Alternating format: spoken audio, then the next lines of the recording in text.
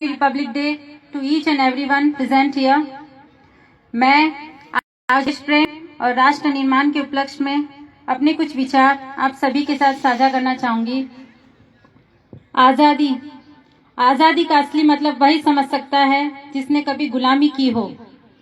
यूं तो आजादी की लौ 1857 में ही जल चुकी थी, जो वर्षाल बनकर 1947 में हमारे देश को आजाद कराई। उसके बाद 62, 65 और 71 के युद्धों में अपना सुहाग गवा देने वाली औरत जब अपने घर के हालात ये हो जाया करते थे कि प्यार भी भरपूर गया, मांग का सिंदूर गया, नन्हे नौनिहालों की लंगोटियां चली गई, छोटी छोटी बेटियों की चोटियां चली गई, बाप की कमाई गई, भाई की पढ़ाई गई, ऐसा एक विस्फोट हुआ, पता ही चला नहीं, पूरे जिस्म की ही कहीं बोटियां चली गई। और आपके लिए तो एक आदमी मरा है साहब, किंतु मेरे घर की तो रोटियां चली गई, मेरे घर की तो रोटियां चली गई वाले हालात पैदा हो जाने के बावजूद भी एक माँ अपने बेटे को सरहद पर दुश्मनों की धज्जियां उड़ाने के लिए भेज देती थी और उसे पत्र लिखकर ये कहती थी कि अम्मा ने पत्र लिखा है बड़े ही चाव से, पुत्र मेरे घबरा ना जाना, 1 इंच भी पीछे ना हटना, चाहे इंच इंच कट जाना, चाहे इंच इंच कट जाना। इस तरह पूरा परिवार अपनी देशभक्ति को साबित कर रहा होता था। तब देश बलिदान मांगता था, तब देश लड़ जाने को कहता था, तब देश मर जाने को, मिट जाने को, फांसी चढ़ जाने को कहता था। किंतु आज देश लड़ जाने को नहीं कहता, आज देश मर जाने को, मिट जाने को, फांसी चढ़ जाने को नहीं कहता, बल्कि मेरे विचारों में यदि कोई व्यक्ति अपना काम पूरी ईमानदारी, पूरी निष्ठा, पूरी मेहनत, पूरी लगन से करे तो वही व्यक्ति सबसे बड़ा देशभक्त कहलाता है। अपने परिवार, अपने समाज और अपने देश के लिए समर्पण का भाव है देशभक्ति।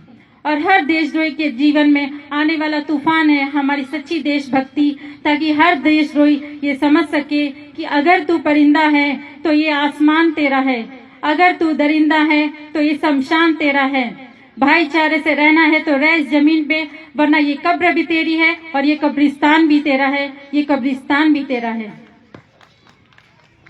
एक वैचारिक बीमारी हमारे समाज में मुझे नजर आता है। कहा जाता है हम दुनिया के सबसे बड़े लोकतंत्र हैं, जहां हिंदू पैदा होते हैं, मुस्लिम, सिख और ईसाई भी पैदा होते हैं, किंतु बदकिस्मती है अब यहाँ इंसान पैदा नहीं होते। मेरे विचारों में न हिंदू की जरूरत है न मुसलमान की जरूरत है। राष्ट्र निर्माण के लिए केवल एक अच्छे इंसान की जरूरत है, केवल एक अच्छे इंसान की जरूरत है। जरा सोचिए, ये परिंदे, ये पेड़ पौधे और शाखाएं भी परेशान हो जाए अगर परिंदे भी हिंदू और मुसलमान हो जाए। इसलिए बड़ी बड़ी बातें नहीं, छोटी छोटी कोशिशें करनी होगी, क्योंकि ठोकर हमें पहाड़ों से नहीं पत्थरों से लगा करते हैं। I, being an Indian, I, being a simple daughter of this motherland, feel proud to be an Indian। और मैं सल्यूट करती हूँ अपने उस जवान को जो सरहद पर खड़े हमारी रक्षा के लिए, जवानों को, और अपने देश की पुलिस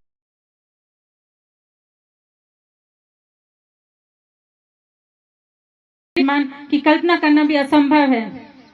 आज इस मंच पर पूरी जिम्मेदारी के साथ मैं भारत की बेटी ये कहती हूँ, हमारा राष्ट्र निर्माण तब संभव होगा जब हम सब मिलकर, मैं, आप और हम सब मिलकर कोशिश करेंगे, क्योंकि हमारे देश की जिम्मेदारी नहीं है हमें आगे ले जाने की, हमारी जिम्मेदारी है अपने देश को आगे लेके जाने की, अपने राष्ट्र को आगे लेके जाने की, अपने वतन को आगे लेके जाने की।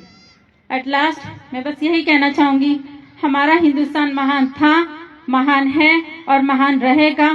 बुलंद होगा सबके दिलों में हौसला तो एक दिन पाकिस्तान भी जय हिंद कहेगा, और पाकिस्तान ही क्यों सारा जहान जय हिंद कहेगा, क्योंकि सारे जहां से अच्छा हिंदुस्तान हमारा, हम बुलबुले हैं इसके, ये गुलिस्तान हमारा, ये गुलिस्तान हमारा।